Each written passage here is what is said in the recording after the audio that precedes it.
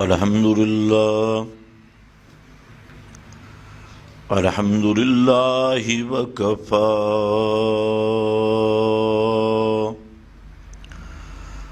والصلاة والسلام على سيد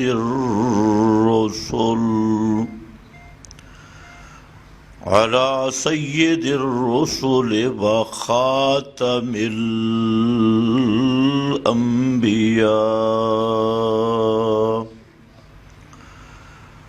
أما بعد فأعوذ بالله من الشيطان الرجيم. بسم الله الرحمن الرحيم. الذين آمنوا وكانوا يتقون. سبحان ربك رب العزة عما يصفون وسلام على المرسلين والحمد لله رب العالمين.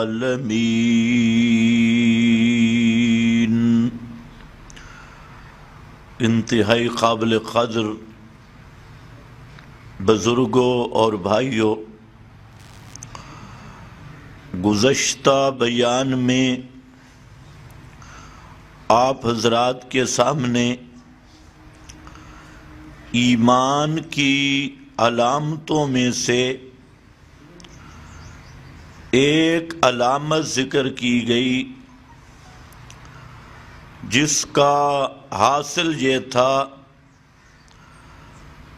کہ اولیاء اللہ سے محبت اور پیار اور موالات، اور اعداء اللہ اللہ کے دشمنوں سے براءت اور بائیکاٹ، یہ ایمان کے سب سے اہم علامت ہے. جس آدمی میں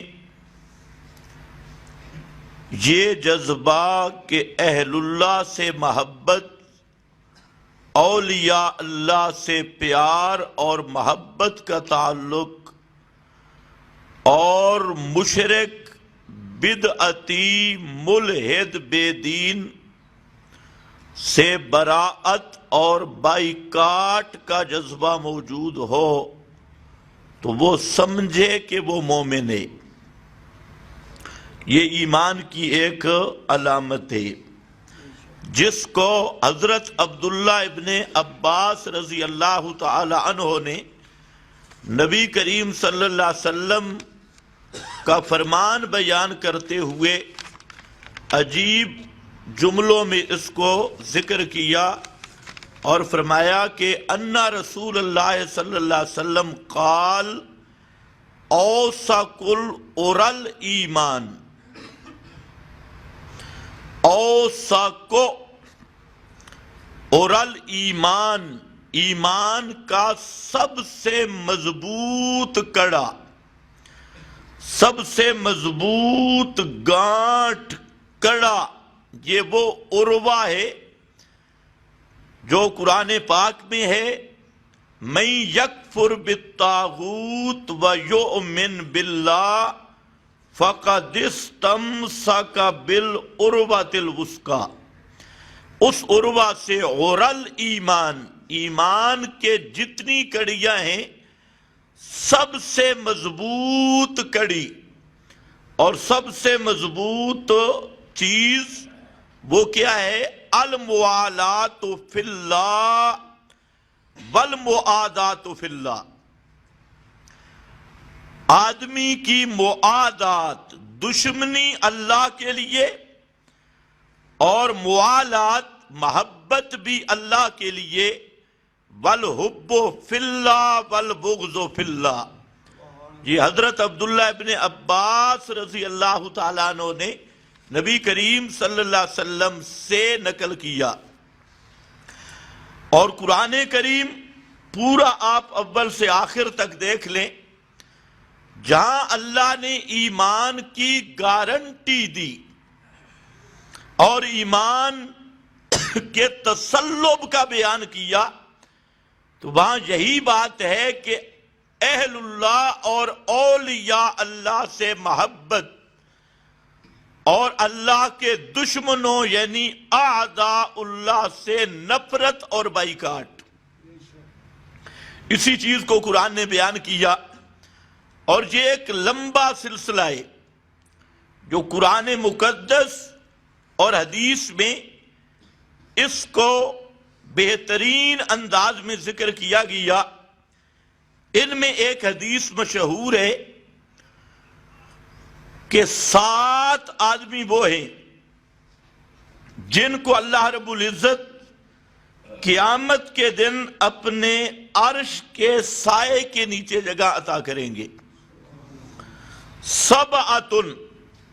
7 آدمی وہ ہیں کہ قیامت کے دن اللہ کے عرش کے علاوہ کوئی سایہ نہیں ہوگا، لا ظل الا ظلہ، اس دن صرف اللہ کے عرش کا سایہ ہوگا اور کوئی سایہ نہیں ہوگا۔ اس میں فرمایا سبعۃ یظلھم اللہ فی ظلہ، صحیح سند کی حدیث سیاہ ستہ میں بھی اور اس کے علاوہ کتب حدیث میں اس حدیث کو صحیح ابن حبان، مسند احمد اور دیگر کتب حدیث میں بھی ذکر کیا۔ ان میں یہ آ رہا ہے الامام العادل، پہلا شخص وہ ہے جو امام عادل ہے۔ امام سے مراد امیر المومنین، مسلمانوں کا بادشاہ، عادل بادشاہ، عادل امیر المومنین یہ۔ اور دوسرا شاب نشا فی عبادت ربہ، وہ نوجوان جس کی جوانی اللہ کی عبادت میں گزری ہے۔ شاب نشا فی عبادت اللہ فی عبادت ربہ، اپنے رب کی عبادت میں اپنی جوانی گزاری۔ جوانی کا پیریڈ جذبات، شہوات اور کھیل کود لہو لعب کا یہ زمانہ ہے، تو سب چیزوں پہ کنٹرول کر کے اللہ کی توحید بیان کی، توحید پہ قائم رہا اور اس کی جوانی اللہ کے لیے گزر رہی ہے۔ تو یہ دوسرا آدمی ہے جس کو اللہ اپنے عرش کے سائے کے نیچے جگہ عطا کرے گا۔ اور تیسرا رجل قلبہ معلق فی المساجد، تیسرا وہ آدمی ہے جس کا دل مسجد کے ساتھ لگا ہوا ہے۔ معلق بالمساجد، مسجدوں کے ساتھ پیار ہے اور مسجد کے ساتھ دل لگائے۔ لیکن یہ بات ذہن میں رکھ لو، مسجد کا حکم اس مسجد کا مسجد والا حکم ہوتا ہے جو توحید اور سنت کا مرکز ہو۔ جو مسجد شرک اور بدعت کا اڈا ہے وہ مساجد اللہ میں سے نہیں ہے، وہ اللہ کی مساجد میں سے نہیں، وہ مسجد زرار ہے۔ اور وہ کنیسہ، گرجا اور اس میں فرق نہیں۔ جو شرک کا اڈا، بدعت کا اڈا، الہاد کا اڈا، کفر کا اڈا بنا ہوا ہے، تو وہ مسجد اللہ کی مساجد میں سے نہیں۔ اللہ کی مساجد وہ ہیں ان المساجد للہ فلا تدعوا مع اللہ احدا۔ اب یہ بات بھی سمجھنے والی ہے، جہاں نہیں فرمایا کہ ان المساجد للہ لا تسجدوا لأحد، سجدے کی بات نہیں کی، رکوع کی بات نہیں کی، حالانکہ پیچھے تھے ان المساجد للہ، مسجدیں اللہ کے لیے ہیں، تو مساجد میں کیا ہوتا ہے؟ سجدہ، رکوع، تو کہنا چاہیے تھا سجدہ اللہ کے لیے، رکوع اللہ کے لیے، قیام اللہ کے لیے، نماز اللہ کے لیے نہیں، یہاں ذکر کیا ان المساجد للہ فلا تدعوا مع اللہ احدا، کیونکہ آدمی کا امتحان ہو جاتا ہے مسئلہ پکار پر۔ اس کو یار یہ سیٹ نہیں ہو سکتا،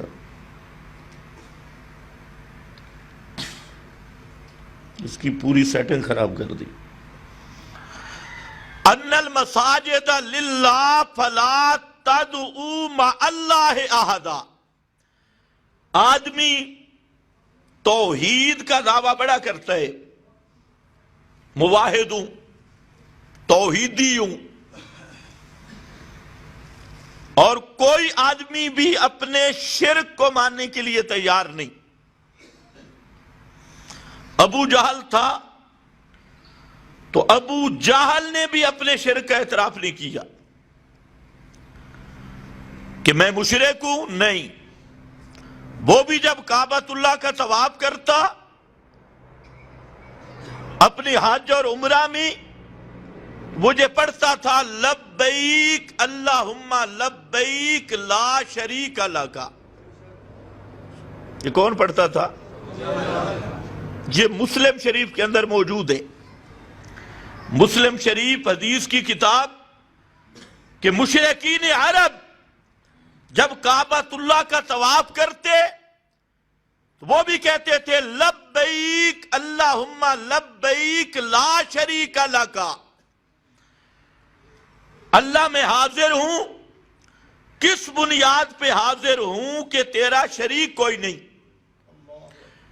یہ کون؟ ابو جہل بھی یہ کہتا تھا، اور آگے ٹکڑا ملاتا الا شریکن ہوا تملکہ وما ملکا، اللہ جو تیرے شریک ہیں وہ مستقل ذاتی طور پہ نہیں، ان کو تو نے طاقتیں عطا کی ہے، وہ تیرے پیارے ہیں، تو نے ان کو اپنی صفتیں دی ہیں، تملکہ وما ملک، ان کا مالک بھی تو ہے اور ان کی ہر چیز کا مالک بھی تو ہے، وہ تیرے پیارے ہیں، حضرت ابراہیم، حضرت اسماعیل، لات منات عزا حبل، یہ تیرے پیارے ہیں، تیرے لاڈلے ہیں اور تیرے تعلق والے ہیں، ویسے تیرا کوئی شریک نہیں، یہ وہ ہیں جنہوں نے محنتیں کی اور تو نے ان کو طاقتیں عطا کر دی ہے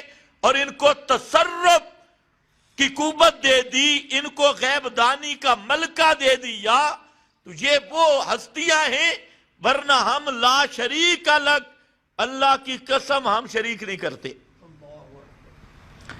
اور قرآن نے خود کہا ہے قیامت کے میدان میں مشرکین کہیں گے واللہ ربنا ما کننا مشرکین، واللہ ربنا، اللہ کی قسم، آسان سا ترجمہ ہے، واللہ تو تم بھی بولتے ہو، واللہ ربنا، اللہ کی قسم جو مشکل کشا ہے ہمارا، حاجت روا ہے ہمارا، کہ ما کننا مشرکین، کہ ہم شرک نہیں کرتے تھے، ہم واحد تھے، مشرک نہیں تھے، ما کننا مشرکین۔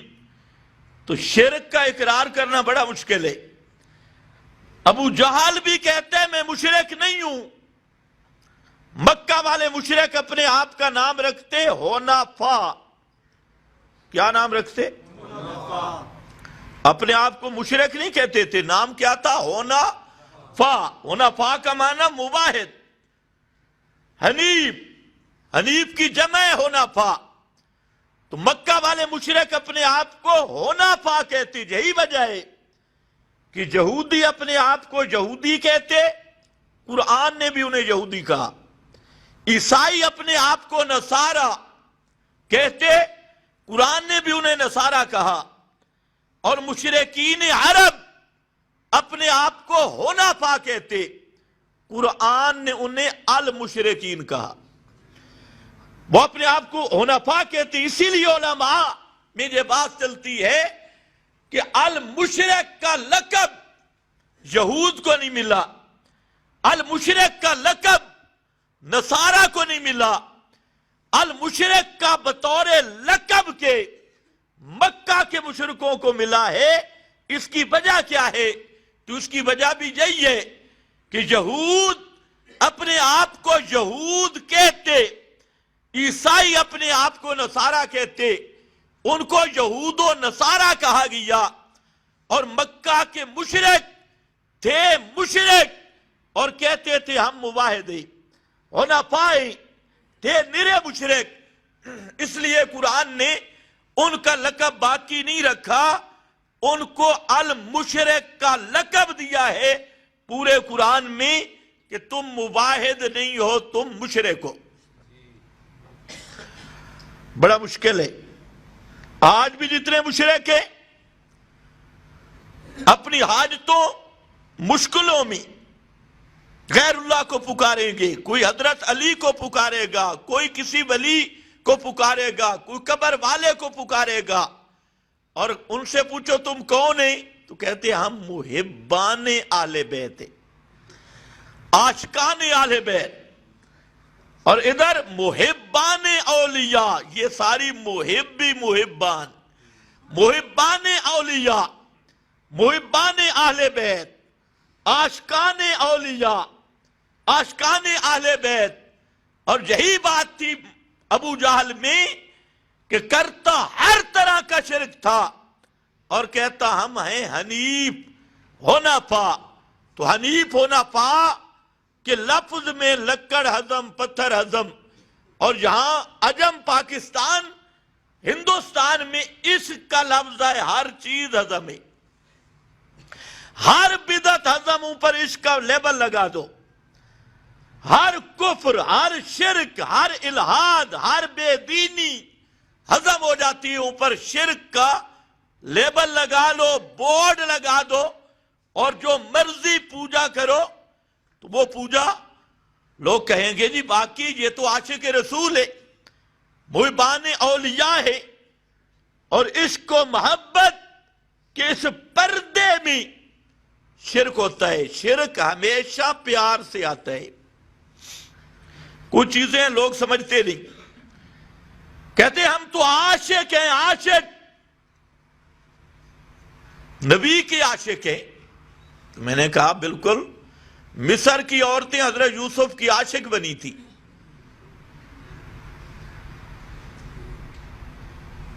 عاشق تھی یا دشمن تھی؟ لاؤڈ سپیکر ویسے خراب ہے، آپ بھی نہیں بول رہے۔ عاشق تھی یا دشمن تھی؟ زلیخا بی بی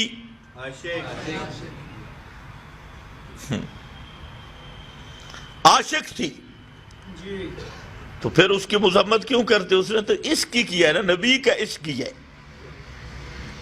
مصر کی عورتیں بھی عاشق، اور ان عاشقوں سے اللہ کا نبی پناہ مانگ رہا ہے۔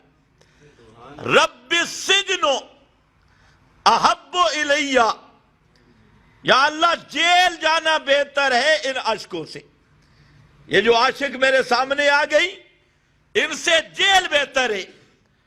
اور وہ جو زلیخا عاشق تھی، اس کے عشق سے حضرت یوسف اللہ کی پناہ میں آتے ہیں، کہتے اعوذ معاذ اللہ، قال معاذ اللہ، اعوذ معاذ اللہ، کہ او زلیخا ہو عاشقی تیرے عشق سے میں اللہ کی پناہ میں آتا ہوں۔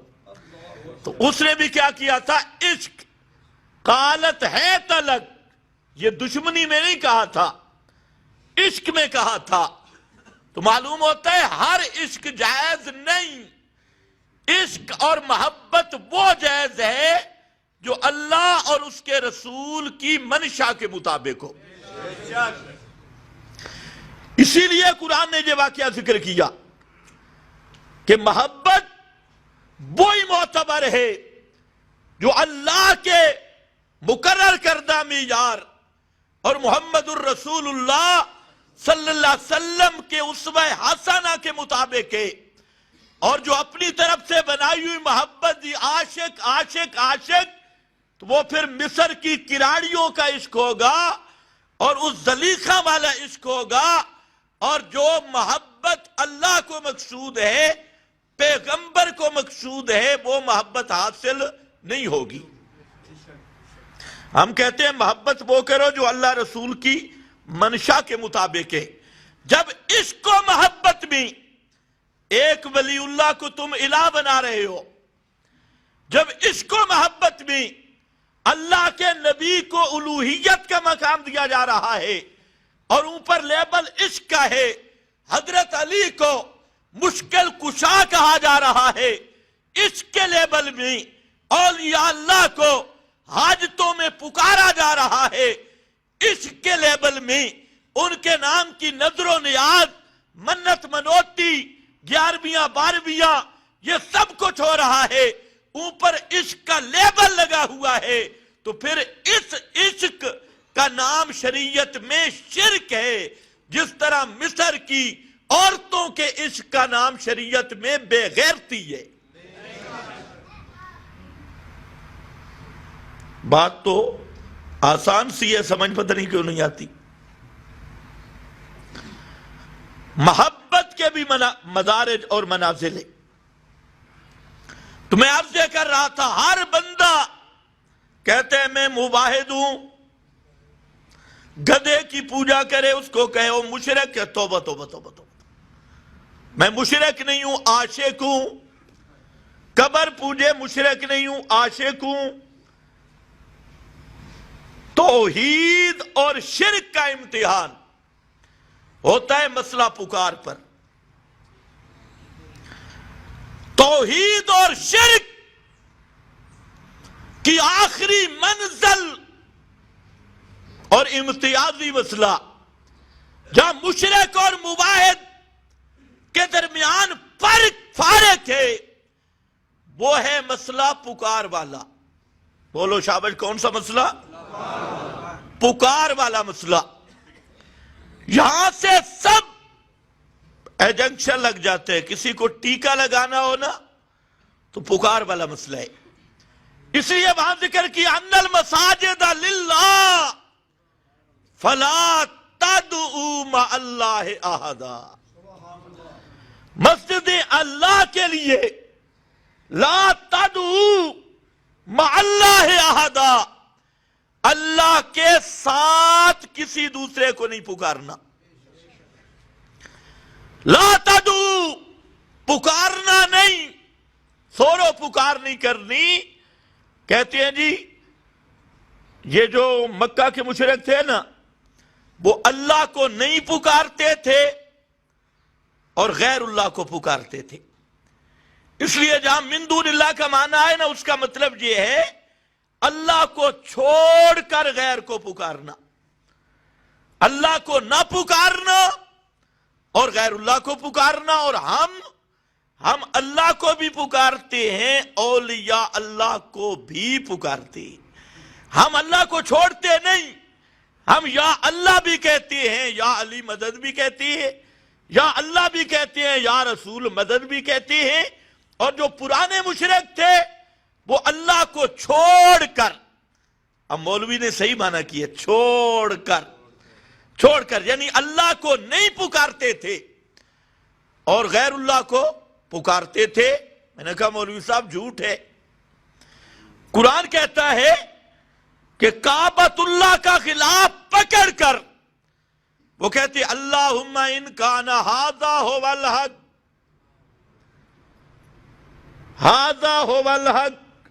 مکہ والے مشرک بدر میں جا رہے ہیں، بدر کی لڑائی میں، اور کعبے کے اردا گرد آ کے غلاف پکڑ لیا، اور کیا کہتے ہیں اللہم، اللہم کا معنی اللہ کو پکار رہے ہیں یا نہیں؟ کہتے ہیں اللہ کو نہیں پکارتے تھے۔ اللہم ان کان ھذا ھو الحق، اللہ اگر محمد مصطفیٰ کا مسئلہ حق ہے تو مانتے نہیں ہیں، پھر بھی صحیح بے ایمان تھے، مانتے پھر بھی نہیں ہیں۔ فَأَمْطِرْ عَلَيْنَا حِجَارَةً مِّنَ السَّمَاءِ، آسمان سے پتھروں کی بارش کر یا کوئی اور عذاب دے دے۔ آج ہم نے دیکھے ایسے بے ایمان کہتے ہیں مسئلہ اگر آپ کا حق بھی ہے تو ہمارے اکابر جہنم گئے تو ہم بھی جائیں گے۔ تو یہی بات تو ابو جہل نے کی تھی، امطر علینا حجارۃ من السماء او ائتنا بعذاب، اللہ ہم پہ پتھروں کی بارش کر یا کوئی اور سخت عذاب لے آ۔ لیکن اگر محمد والا مسئلہ سچ بھی ہے تو پھر بھی ہم مانتے نہیں، یعنی جہنم جا سکتے ہیں، تیرا مسئلہ نہیں مانتے۔ آج لوگ کہتے ہیں نہیں کہتے، ہمیں تو کئیوں نے کہا ہے، پتہ نہیں آپ کو کہتے ہیں یا نہیں۔ صاحب کہتے ہیں بابا تیری بات ہم نہیں مانتے، اپنا قرآن اپنے پاس رکھو، ہمارے لیے المحند کافی ہے، اپنا بیان اپنے پاس رکھو، ہمارے لیے فضائل اعمال کافی ہے، قرآن جانے تم جانو مماتیو۔ میں نے کہا شکر ہے اتنا تو مانتا ہے مماتیوں کے پاس قرآن ہے، یہ بھی تیری مہربانی ہے۔ ایک مولوی صاحب تھے، مر گیا وہ محمدی بے ایمان، جنگ کا براسی تھا تو مولوی بن گیا۔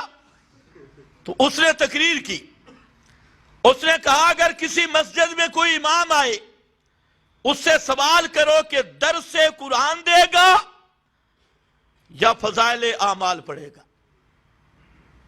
اگر وہ کہے کہ درس قرآن دیتا ہوں تو سمجھ لو وہ مماتی ہے، اس کو کبھی امامت پہ نہ رکھنا، جی علامت بیان کر رہا ہے۔ اور اگر وہ کہے فضائل اعمال بیان کروں گا تو پھر مسلمان ہے، پھر اس کو رکھ لو۔ یہاں میرے پاس ایک طالب علم پڑھتا تھا، اس کے والد نے اسے پوچھا کہ آپ کے جو استاد ہیں یہ صبح درس قرآن دیتے ہیں یا فضائل اعمال پڑھتی؟ اس نے کہا کہ وہ درس قرآن دیتی، قرآن کا ترجمہ پڑھاتی ہے۔ اس نے کہا اس مدرسے میں جانے کی ضرورت نہیں، اگر درس قرآن دیتا ہے تو یہ مماتیوں کا مدرسہ ہے، فضائل اعمال پڑھتا ہے تو پھر ہمارے جیسے اچھے بھلے مسلمان جو اصلی کافر ہے ان کا مدرسہ ہے۔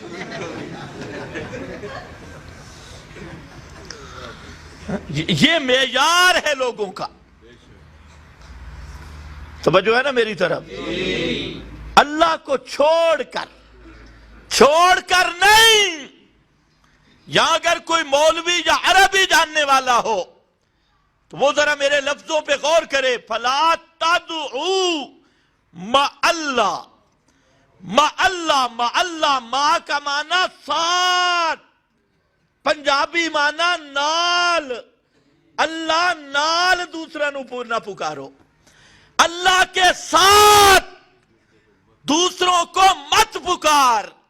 یہ نہیں ہے کہ اللہ کو چھوڑ کر، لا تدعو مع اللہ احدا، اور لا تدعو مع اللہ احدا ہے، احدن سنمن نہیں، وسنن سنمن، حجرن، اللہ کے سوا پتھر کو نہ پکارنا، پہاڑ کو نہ پکارنا، درخت کو نہیں، احدن کسی پیغمبر کو نہیں پکارنا۔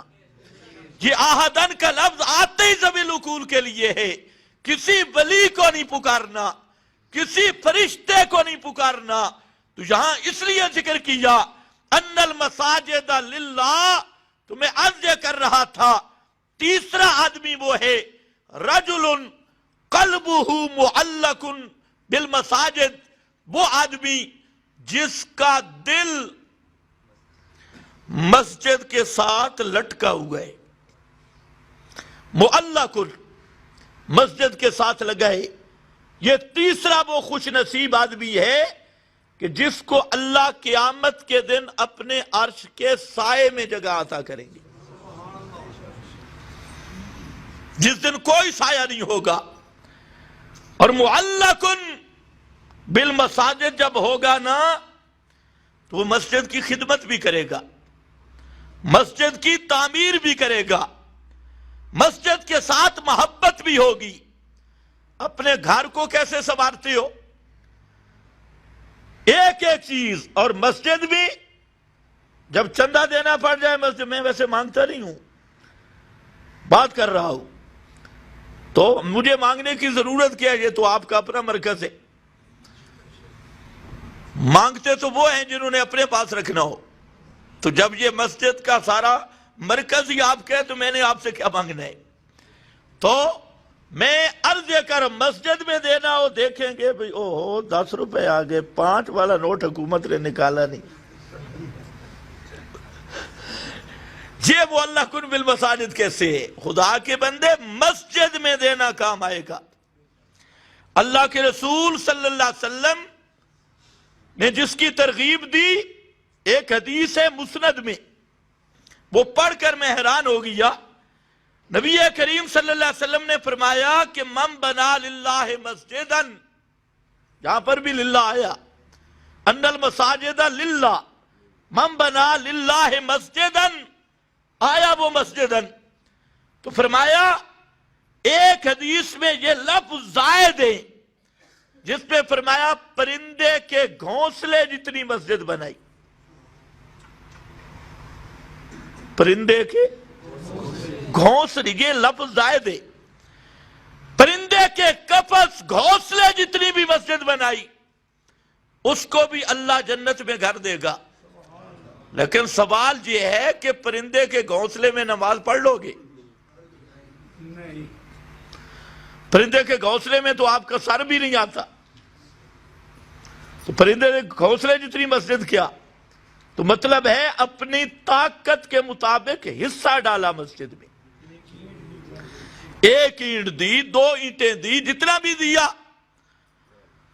تو خیر، جس آدمی کا دل مسجدوں کے ساتھ لگا ہوا ہو، اور میں نے کہا مسجدیں کون سی ہیں؟ جو توحید و سنت کے مرکز ہیں، شابش بولو، توحید و سنت کے، جو شرک و بدعت کے اڈے ہیں، وہ اللہ کی مسجدیں نہیں ہیں، وہ مسجدیں زرار ہے، چاہے اس میں للڑ بے ایمان بیٹھا ہے، چاہے اس میں کوئی اور بدعتی مشرک بیٹھا ہے اور شرک کا اڈا بنایا ہوا ہے، وہ مساجد اللہ نہیں۔ اس لیے فرمایا انما یامر مساجد اللہ من آمن باللہ، اللہ کی مسجدیں وہ بناتا ہے جس کا عقیدہ توحید والا ہو، ورنہ نہیں۔ خیر آؤ، برجلان، یہ ہمارا جو اصل موضوع ہے۔ چوتھا وہ خوش نصیب 2 آدمی، رجلان تحابا فی اللہ، تحابا فی اللہ، جو آپس میں محبت کرتے ہیں اللہ کے لیے۔ آپس میں محبت کرتے ہیں کس کے لیے؟ اللہ کے لیے۔ تحابا فی اللہ اجتمعا علیہ وتفرقا علیہ، ان کی ملاقات بھی ہوتی ہے آپس میں محبت اللہ کے لیے، اور ان میں جدائی بھی ہوتی ہے اللہ کی وجہ سے۔ یہ وہ 2 خوش نصیب آدمی ہیں جن کو اللہ قیامت کے دن اپنے عرش کے سائے کے نیچے جگہ عطا فرمائے گا۔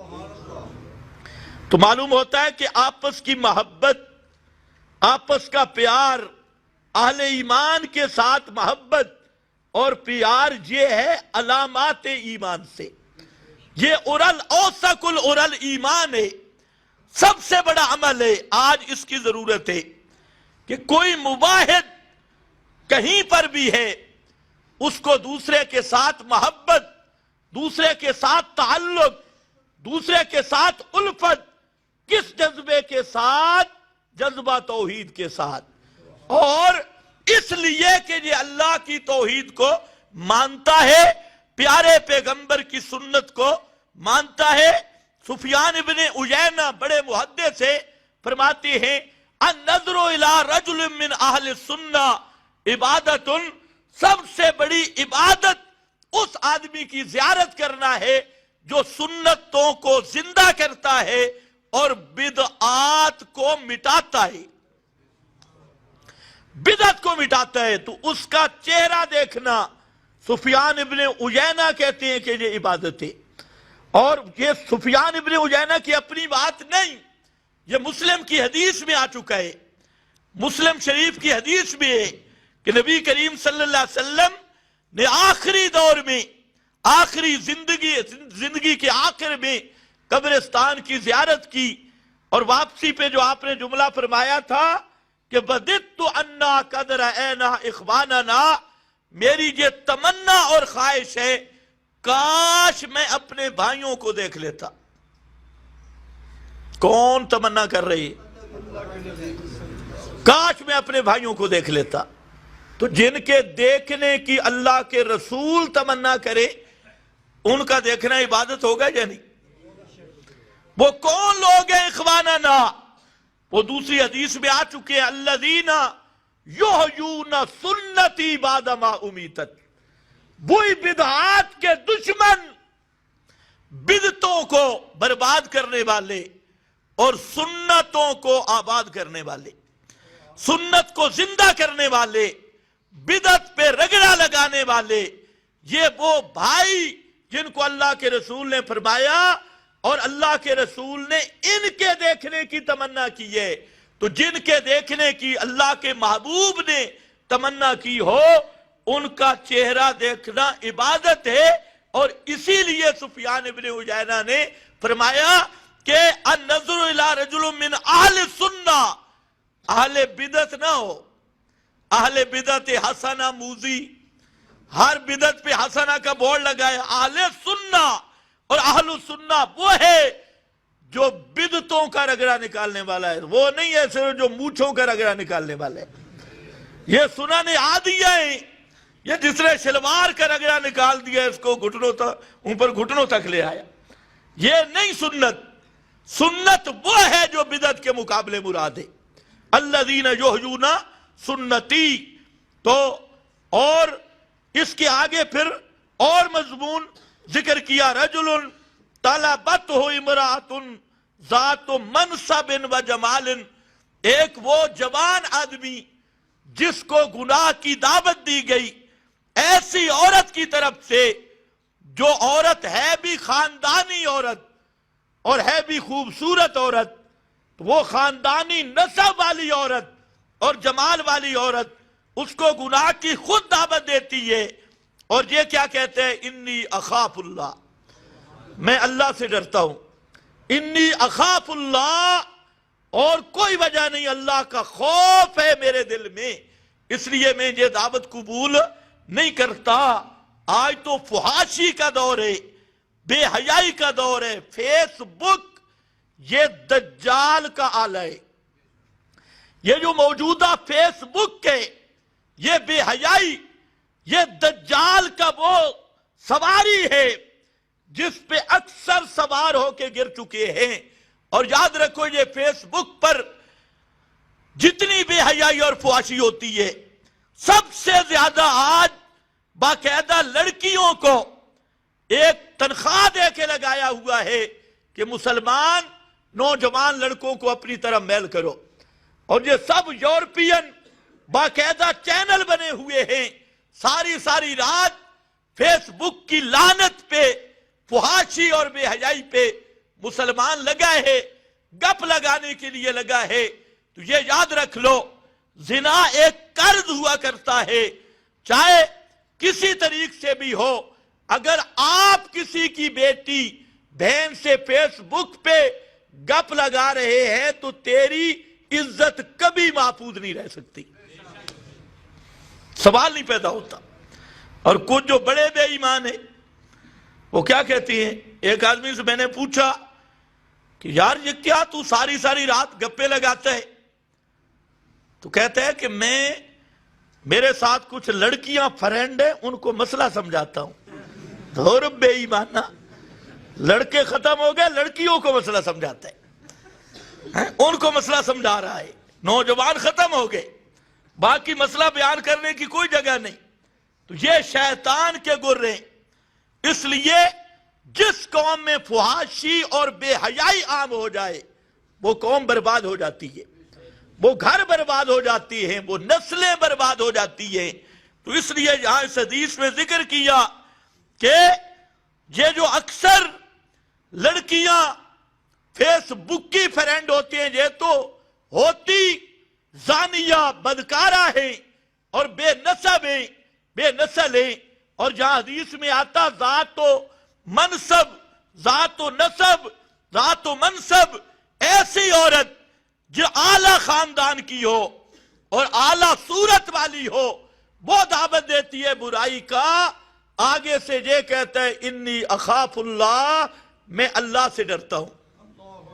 یہ وہ شخص ہے کہ اس کو اللہ قیامت کے دن اپنے عرش کے سائے کے نیچے جگہ عطا کرے گا۔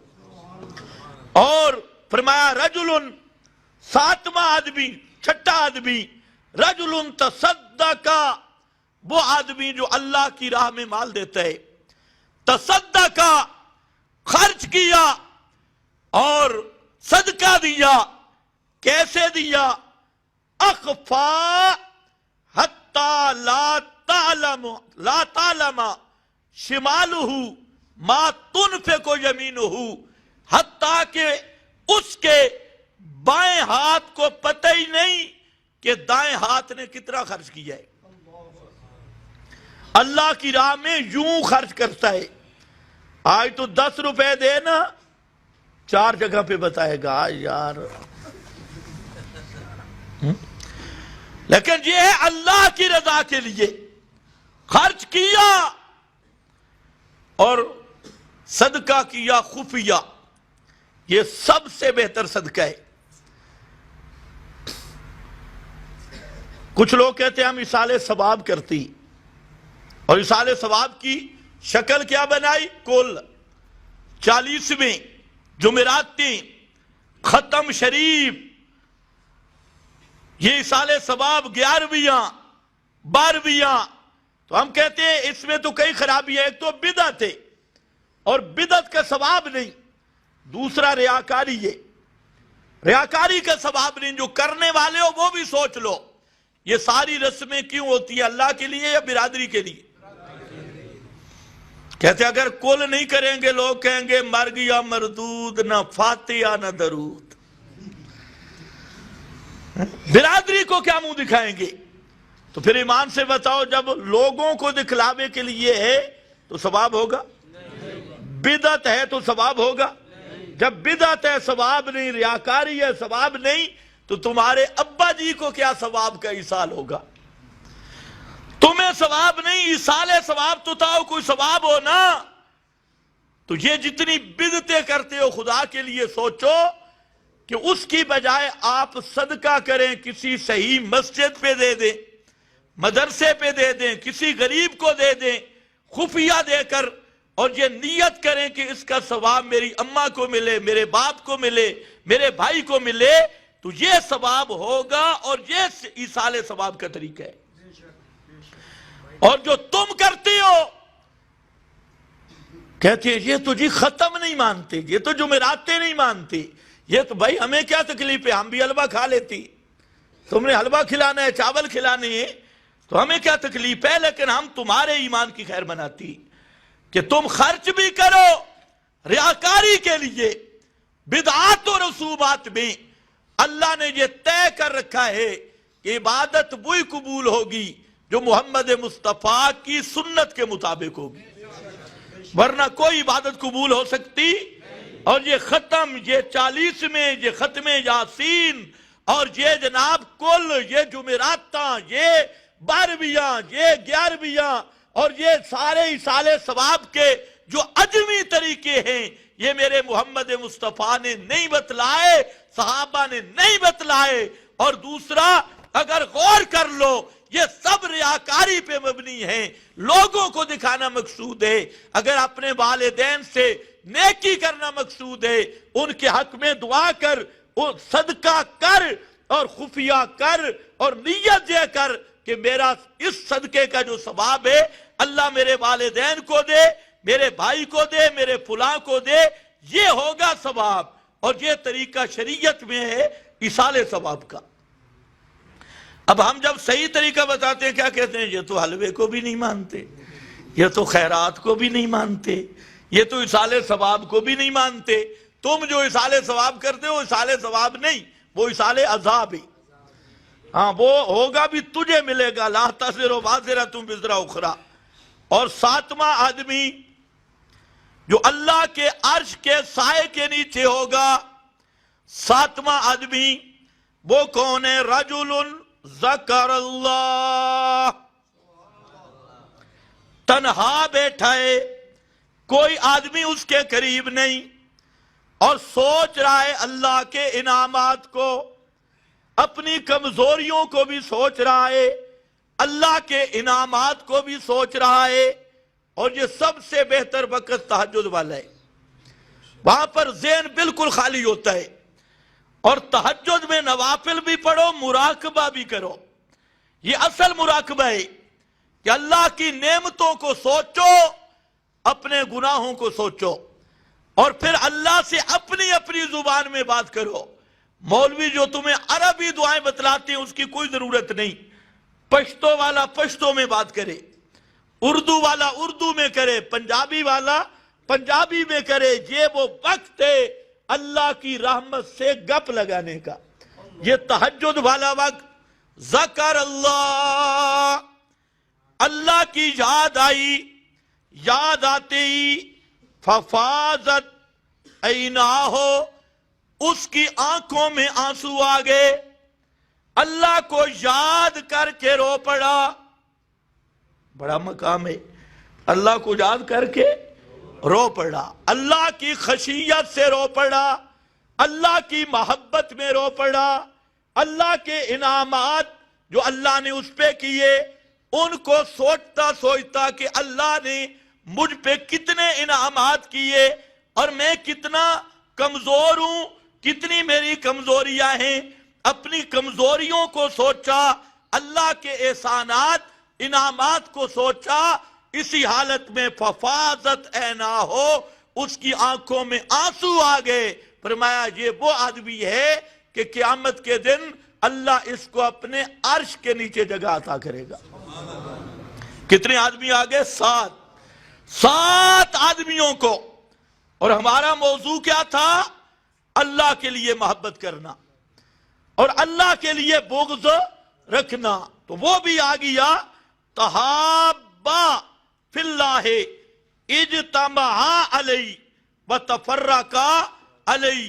اور یہ جو 7 شخص میں نے ذکر کیے، ان میں 7 خصائل آئے، اور یہ اوصاف ہیں الذین یتقون کے۔ الذین، پچھلے جمعے والا موضوع ذہن میں لے آؤ، اولیاء اللہ کس کو کہتی ہے؟ الذین آمنوا وکانوا یتقون، جو ایمان لائے اور متقی بنے۔ تو یہ اولیاء اللہ کے اوصاف ہیں، اللہ کے ولیوں کے یہی ہوتی ہیں۔ اور اسی کو بیان کرتے ہوئے جس درجے کا کوئی اللہ کا مقرب ہوگا اسی طرح کی اس کے ساتھ محبت ہوگی۔ نبی کریم صلی اللہ علیہ وسلم نے فرمایا، بخاری فرمایا، حضرت انس کہتے ہیں کہ نبی کریم صلی اللہ علیہ وسلم نے فرمایا، آیت الایمان حب الانصار وآیت النفاق بغض الانصار۔ اس حدیث کو سمجھنا ہے، نبی کریم صلی اللہ علیہ وسلم کے صحابہ کے 2 گروہ ہیں۔ ایک گروہ ہے الانصار اور دوسرا گروہ المہاجرین۔ شابش بولو، صحابہ کے کتنے گروہ ہیں؟ ایک ہے انصار اور دوسرے کون ہیں؟ مہاجر، بولو مہاجرین۔ ایک الانصار، دوسرے المہاجرین۔ یہ بڑے 2 گروہ ہیں، قرآن نے اسی کو ذکر کیا، من المہاجرین والانصار، مہاجرین والانصار۔ اور قرآن نے مہاجرین کی شانیں بیان کی۔ پورے قرآن پڑھو نا، سب سے زیادہ شانیں قرآن نے کس کی بیان کی ہے؟ مہاجرین کی۔ سب سے زیادہ شانیں مہاجرین کی آئیں. کیوں؟ کہ مہاجرین میں ابو بکر صدیق ہے، مہاجرین میں فاروق اعظم ہے، مہاجرین میں حضرت علی ہے. اور یہ جو مہاجرین ہیں اللہ نے قرآن میں انہی کو مستحق خلافت قرار دیا. اِن مکناہم فی الارض، یہ مہاجرین کے بارے میں ہے، اور انہی کی عظمتیں. اور سورۃ نور میں حضرت صدیق اکبر کی خلافت کی نص کے طور پہ بیان کیا لَيَسْتَخْلِفَنَّهُمْ فِي الْأَرْضِ، اور وہ بھی مہاجرین. اسی طرح قرآن مقدس نے حضرت صدیق، فاروق، عثمان، علی، ان کے جو اشارات قرآن میں دیے اور سب سے زیادہ عظمتیں بیان کی ہیں وہ مہاجرین کی عظمتیں. یہ بات سمجھنے کے بعد اب ذرا سمجھنا ہے، بھائی کا ایک مقام ہے، ایک والد کا ہے. بھائی کا ادب زیادہ ہے یا والد کا؟ جی سوچ لو. والد کا ادب زیادہ ہے، بھائی کا اس سے کم ہے. اور جب بھائی کے گستاخ پر وعیدات ذکر ہوں گی تو والد کے گستاخ کی وعیدات سمجھ آ سکتی ہیں کہ نہیں؟ اس کو کہتے ہیں دلالت النص. اگر یوں نہ سمجھو یوں سمجھو. قرآن نے کہا والدین کو اف نہیں کرنا، لا تقل لہما اف، اف نہیں کہنا. اب ایک ہے اف کہنا، یہ منع ہے، اور جوتے مارنا بطریق اولا منع ہے. شاباش بولو. گالیاں دینا بطریق اولا منع ہے، جوتے مارنا بطریق اولا منع ہے. اسی آیت سے سمجھ آ رہا ہے. کوئی غیر مقلد ہو اس کو کبھی نہیں آئے گا. غیر مقلد اپنے والدین کو جتنے جوتے مارے اس کو کہو کہ آیت دکھا والدین کو جوتے نہیں مارنے، یا حدیث دکھا. نہ قرآن میں ہے نہ حدیث میں ہے کہ والد کو ڈنڈا نہ مارو. اگر ہے کہیں تو اہل حدیث سے کہہ دے وہ نص لے آ. والدین کو اسلام آباد کی گلیوں میں نہ گھسیٹو، ان پہ مقدمہ عدالت پہ نہ کرنا، ان کے بال نہیں نوچنا، ان کو دھکے نہیں مارنا. یوں نہیں آیا قرآن حدیث میں. قرآن حدیث میں آیا، اللہ نے فرمایا لا تقل لہما اف، والدین کو اف نہیں کرنا. اسی سے سمجھنے والے سمجھ گئے جب اف نہیں کر سکتے تو جوتے بطریق اولا نہیں مار سکتے، گالیاں بطریق اولا نہیں نکال سکتے، گھسیٹ بطریق اولا نہیں سکتے. لیکن اس پہ کوئی غیر ممکن نہیں اس پہ تو ہے بے وقوف. اس لیے کسی اہل حدیث کو کہو کہ آپ دکھائیں قرآن سے کہ والدین کو گھسیٹنا جائز نہیں. اور اسی سے ثابت ہے لا تقل لہما اف. قرآن قانون بیان کرتا ہے. اب آؤ، اللہ کے رسول نے فرمایا علامت آیت الایمان حب الانصار. جب ایمان کی علامت انصار کی محبت ہے تو ابو بکر کی محبت بطریق اولا ایمان کی علامت ہوگی. مہاجرین کی محبت بطریق اولا ایمان کی علامت ہوگی.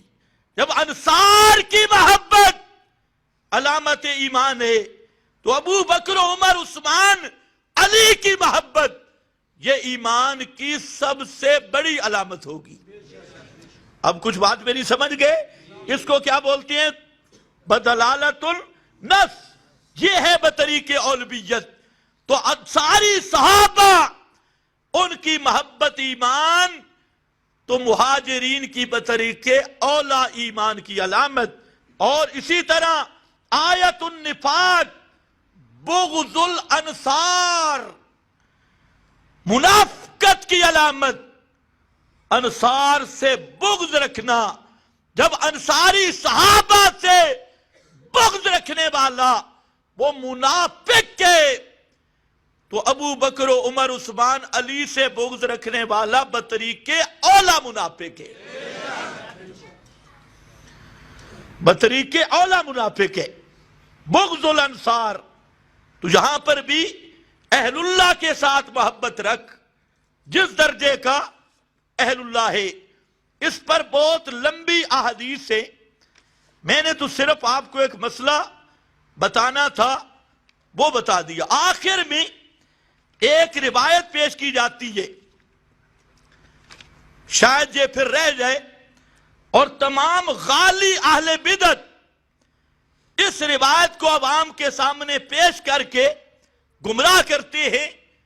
اس روایت پہ میں دو باتیں عرض کروں گا۔ وہ روایت ہے بخاری شریف میں، اور روایت جو بخاری کی ہے اس کا نمبر ہے 6502۔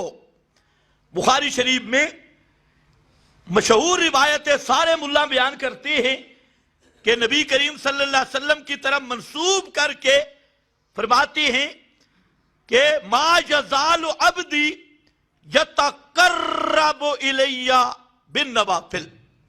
یہ اولیاء اللہ کی شان جب بیان کرتے ہیں، یہ روایت لاتے ہیں کہ آدمی نوافل کے ذریعے میرا قرب حاصل کرتا ہے۔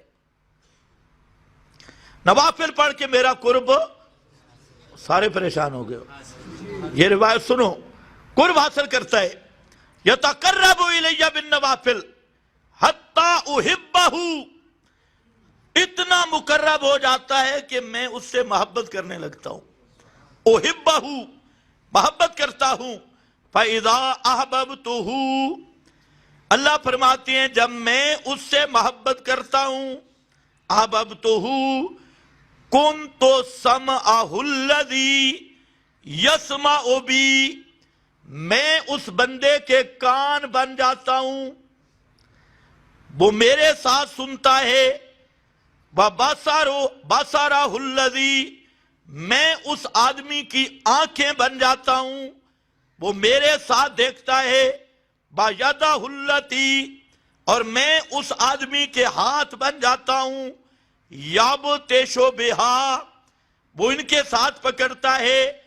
بَرِجْلَهُ الَّذِي يَمْشِي بِهَا، اور میں اللہ اس آدمی کے پاؤں بن جاتا ہوں، وہ میرے ساتھ چلتا ہے، میرے ساتھ چلتا ہے۔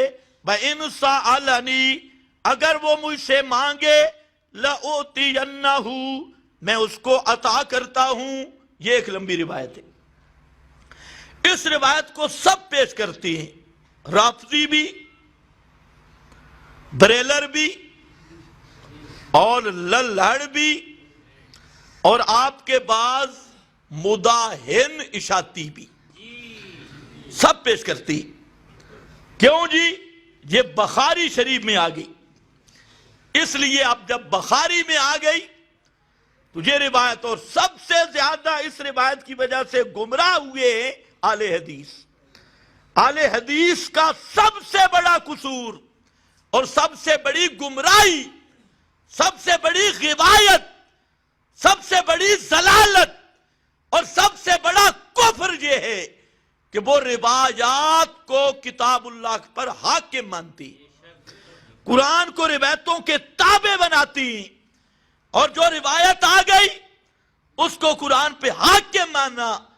رفع یدین والا مسئلہ چھوٹا ہے، فاتحہ خلف الامام والا نیچے ہے، ٹانگیں کھلی کرو یا سوڑی کرو، گدھا گزر جائے یا لیلا گزر جائے، ہمیں کیا تکلیف ہے، آمین اونچی کرو یا ایستا کرو، بہرحال اتنی ہو کہ وضو برقرار رہے۔ تو یہ وہ جھگڑے نہیں، جھگڑا یہ ہے کہ کتاب اللہ کی حاکمیت پہ ان کا ایمان نہیں ہے۔ اب یہ روایت پیش کی جاتی ہے کہ بندہ جب نوافل پڑھتا ہے تو اللہ بندے کے کان بن جاتا ہے، اللہ بندے کی آنکھیں بن جاتا ہے، اللہ بندے کے پاؤں بن جاتا ہے، اللہ بندے کا ہاتھ بن جاتا ہے۔ اب ان اہل حدیثوں کو کہو ذرا مانو، یہ تمہاری روایت پرستی کا اب شاہکار نکلے گا۔ پھر بندہ جہاں کیا کہتے ہیں اہل بدعت کہ بندہ اللہ بن جاتا ہے، اللہ بندہ بن جائے۔ اسی کو آگے لیا ڈاکٹر طاہر القادری نے، اس کو بڑی تفریحات اشرف سیالوی بڑے بڑے اہل بدعت کے عمائد اور ائمۃ الکفر نے اس روایت سے آگے کشید کیا کہ دیکھو جی ایک ایسا مقام آتا ہے کہ جو ولی اللہ ہوتا ہے اس میں اللہ حلول کر جاتا ہے، اور کہتے ہیں جب معراج کی رات تھی نبی کریم علیہ السلام اوپر گئے تو اللہ نے فرمایا کہ جب قریب آ گئے تو یہ وہ بن گیا، وہ یہ بن گیا، اور کہا اکے جو فرق کرے مشرک کے، یہ وہ اور وہ یہ۔ اور یہی بات احمد رضا خان نے کی کہ معراج کا جب واقعہ بیان کیا تو احمد رضا خان نے اسی روایت کی بنیاد پہ یہ عقیدہ کشید کیا کہ معراج والی رات نبی کریم صلی اللہ علیہ وسلم اپنے آپ کو ملنے گئے تھے، اپنے آپ کو اسی کے جلوے، اسی سے ملنے، اسی سے اس کی طرف گئے تھے۔ یہ ہدایت کی بخشش ہے، اسی کے جلوے، اسی سے ملنے، اسی سے اس کی طرف گئے تھے۔ اور ایک اصلاحی جماعت انہوں نے کتاب شائع کی سیرات الصالحین، یہ جو سلطان باہو رحمہ اللہ کے مزار کے مجاور ہیں انہوں نے شائع کی، اور اس میں ایک روایت لائے آنا احمد بلا میم، میں بغیر میم کے احمد ہوں۔ تو بغیر میم کے احمد ذرا پڑھو، احد، قل هو اللہ احد، وہی۔ اور دیوان محمدی میں بہت بڑا دجال پیر، وہ دیوان محمدی والا جو احمد رضا کا بڑا لاڈلا پیر ہے، رحیم یار خان کے علاقے کا، دیوان محمدی میں لکھا ہے بجاتے تھے جو انی عبدہو کی بانسری ہر دم سرے میشر انی ان اللہ بن کے نکلیں گے۔ جو دنیا میں انی عبدہو کی بانسری بجاتے تھے تو قیامت کے دن اللہ کے عرش پہ وہی کہیں گے انی ان اللہ، کہ اللہ میں ہوں۔ تو روایت یہی بنیاد بنی، اسی روایت نے رافضیوں کو گمراہ کیا کہ امامت میں الوہیت مانی، اسی روایت نے ان بریلویت کو گمراہ کیا کہ انہوں نے اس روایت کی بنیاد پہ کہہ دیا کہ جب اللہ بندے کے کان بن جاتا ہے، آنکھیں بن جاتا ہے، تو جس طرح اللہ دور و نزدیک سے دیکھتا ہے بندہ بھی دور و نزدیک سے دیکھتا ہے، ولی اللہ بھی ہر جگہ سے دیکھتا ہے، اللہ ہر جگہ سے پکڑ سکتا ہے، ولی اللہ ہر جگہ سے پکڑ سکتا ہے، اور یہ سارے اعضاء اللہ والا حکم دے دیا۔ اس لیے سنو،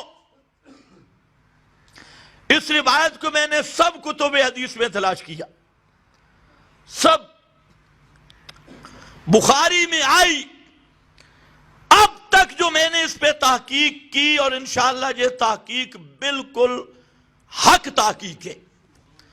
اس کا راوی ہے خالد بن مخلد، یاد کر لو سارے، خالد بن مخلد، خالد بن مخلد، یہاں بخاری میں بھی یہی راوی ہے، خالد بن مخلد۔ اور یہ خالد بن مخلد کون ہے؟ غالن فی التشیع، غالی قسم کا شیعہ ہے، عام شیعہ نہیں، غالن فی التشیع، شیعہ دا ہیڈ ہے، غالی شیعہ۔ اب بتائیں، ایک شیعہ رابی کی روایت کو لے کر اللہ اور مخلوق کو ایک بنا دیں گے؟ ایک شیعہ کٹر رافضی، اس کی روایت کو لے کر ہم کہیں گے اللہ بندہ تے بندہ اللہ۔ اس لیے جو میرا کوئی بریلوی عوام سے تعلق رکھنے والا بھائی ہو، اس سے بھی میں بڑی ہمدردی کے ساتھ کہتا ہوں اس روایت کی تحقیق کر لے۔ اس کا راوی ہے خالد بن مخلد، اور جہاں پر ذہبی نے، امام ذہبی اہل سنت کا امام ہے، اس نے زبردست بات کی، فرماتی ہیں کہ یہ روایت لوگ ڈر گئے ہیں بخاری کی ہیبت سے، لولا ہیبت البخاری اگر بخاری کا رعب نہ ہوتا تو سارے محدثین اس روایت کا انکار کرتے، لیکن وہ رعب پتہ نہیں کس پہ ہوگا، ہم پہ تو کتاب اللہ کا رعب ہے، ہم پہ تو توحید کا رعب ہے۔ اس لیے جو احادیث صحیحہ کا منکر ہے اس کو بھی ہم کافر سمجھتے ہیں، کیونکہ احادیث صحیحہ رسول اللہ کا بیان وہ قرآن کا بیان اور تفسیر ہے، اور جو ایسی روایتیں جو پورے دین کے اصول سے متصادم، کتاب اللہ کے متصادم اور پیغمبر کی تعلیمات کے مناقض روایات آتی ہیں، ان کو رسول کی حدیث سمجھنا اور پھر اس سے شرک کے قصائد پڑھنا اصل بے دینی اور اصل گمراہی یہی ہے۔ اس لیے یاد رکھو، بخاری کی ہیبت مسلم، بخاری کی تقوی مسلم، بخاری کی جلالت مسلم، بخاری کا امیر المومنین فی الحدیث ہونا مسلم، اور بخاری کا امام المحدثین ہونا مسلم، لیکن بخاری معصوم بھی نہیں، معبود بھی نہیں۔ صحیح بخاری میں مانتا ہوں اصح الکتب بعد کتاب اللہ الباری، مخلوق کی جستجو میں اور مخلوق کی کوشش میں کوئی شک نہیں کہ اس پہ بڑی محنت ہوئی، اور حدیث کی جتنی کتابیں ہیں سب سے زیادہ شان اور جلالت بخاری کی ہے، لیکن قرآن وہ ہے جو بخاری پر بھی حاکم ہے۔ تو پہلی بات میں نے کیا کہ اس کا راوی کون ہے؟ خالد بن مخلد۔ ہم راویوں کے اندھے مقلد نہیں، یہ کوئی اہل حدیث ہی ہوگا۔ لوگوں کو کہتے ہیں تم مقلد، تم تو شیعوں کے مقلد ہو، رافضیوں کے، ناصبیوں کے، اور اب جو میں بیان کر رہا ہوں سب سے زیادہ تکلیف میرے اہل حدیث بھائیوں کو ہوگی، کیونکہ انہوں نے لوگوں کو یہ بتایا ہوا ہے کہ بخاری میں جو کچھ ہے سب کچھ صحیح ہے، سب کچھ صحیح ہے، لیکن یہ بھی جھوٹ بولا ہوا ہے انہوں نے۔ یہ پچھلے دنوں آئے تھے میرے پاس، وہ اصل مفتی صاحب، تو جب پتہ چلا تو وہ تشریف نہیں لے آئے۔ مجھے بتایا جی مولوی آ رہے ہیں آپ کے ساتھ گفتگو کرنے کے لیے 3 طلاقوں پر، لیکن جب وہ مفتی صاحب کو پتہ چلا تو مفتی صاحب خود جس گروہ کے ساتھ تھا اس کو طلاق دے کے بھاگی، وہ چلا گیا۔ تو بخاری میں نے ان کو دکھائی، بخاری اگر بخاری میں 3 طلاقیں 3 ہیں، اب تمہاری بخاری کہاں گئی؟ حضرت عبداللہ ابن عمر سے 3 طلاقیں 3 ہیں، اور بخاری نے تو باب باندھا ہے من اجاز الثلاث، جس نے 3 طلاقیں نافذ کی، یہ چیپٹر اور عنوان ہے۔ میں نے کہا اب کہاں گئے؟ تم بھی خیال کرو 3 طلاقوں کے بعد بیوی حلال نہیں ہوتی۔ آج کل بڑے نئے مسئلے نکل رہے ہیں، 3 طلاقیں دی، وہ مجھے کہتے ہیں جی استاد جی میں بہت غصے میں تھا، غصے میں طلاق دی۔ میں نے کہا کسی نے آج تک بوسہ دیتے ہوئے طلاق نہیں دی، طلاق ہوتی غصے میں، ہوتی غصے میں۔ یہ بڑے غصے میں تھا، سمجھتے ہیں لوگ، سمجھتے ہیں غصے میں طلاق نہیں ہوتی۔ کچھ کہتے ہیں میری بیوی حاملہ تھی، بیوی تھی نا حاملہ، تو تب کیا ہے؟ بیوی حاملہ تھی، طلاق ہو گئی، عدت جب وہ بچہ جنے گی عدت ختم ہو جائے گی۔ کچھ کہتے ہیں میری بیوی حیض میں تھی۔ بھائی تیری بیوی حیض میں ہو، حاملہ ہو، سوئی ہوئی ہو، روٹی پکا رہی ہو، خوش ہو، ناراض ہو، جب تو نے طلاق دی تو طلاق ہو جائے گی۔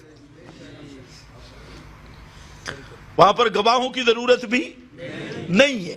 اللہ کے رسول نے فرمایا 3 چیزیں سیریس ہے، مذاق بھی سیریس ہے۔ جدہن جدن و ہزلہن جدن، ان کے اندر مذاق کرو وہ بھی سیریس ہے۔ ان میں ایک النکاح اور دوسرا الطلاق۔ طلاق مزاحن بھی دو تو طلاق ہے۔ پھر کہتے جی میں نے طلاق دی لیکن نیت میری نہیں تھی۔ واہ واہ، جب زبان سے تو نے کہہ دیا اور نیت نہیں تھی، ہم نے نیت کو نہیں دیکھنا۔ حکم کس پہ لگے گا؟ جو چیز زبان سے نکلے گی۔ جب صریح طلاق کا لفظ آ گیا اب نیت نہیں. تو بہرحال ایک بات یہ میں نے کی کہ اس روایت کا راوی کون ہے؟ خالد بن مخلد. یہ یاد کر کے اٹھو، خالد بن، اور یہ تھا کون؟ غالن فی التشیع، وڈا شیعہ، غالی شیعہ، غالن فی التشیع. یہ میزان الاعتدال پڑھ لینا امام ذہبی کی.